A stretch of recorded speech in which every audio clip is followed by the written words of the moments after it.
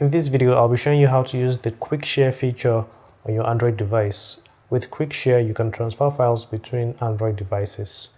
Alright, so for example, let's say I wanted to transfer some of these pictures over here. I'll normally long press the pictures and then tap Share.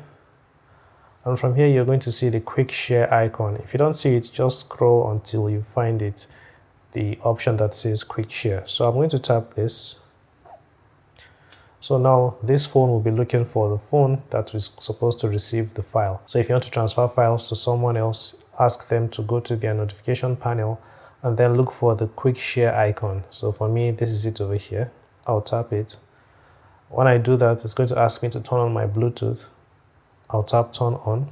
So if you're transferring files between devices that you own, make sure you have your Google account signed into both devices. So if you only want to receive files from your other device that have the same Google account, you tap your devices. So this way, this phone will only see devices that also have the same Google account registered. But then if you're transferring files to someone else, then they need to enable this one, everyone.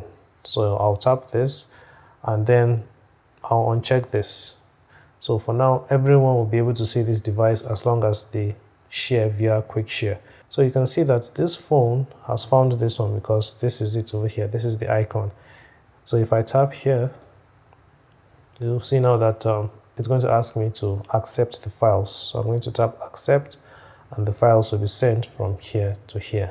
So after you have received the file, go back. Next you tap settings, then tap who can share with you, and then turn this off, and that's all. So with this one turned off, no one else can see you. So if I try sending again, my phone will not be able to find this one unless I turn this on again, and now you can see it is here.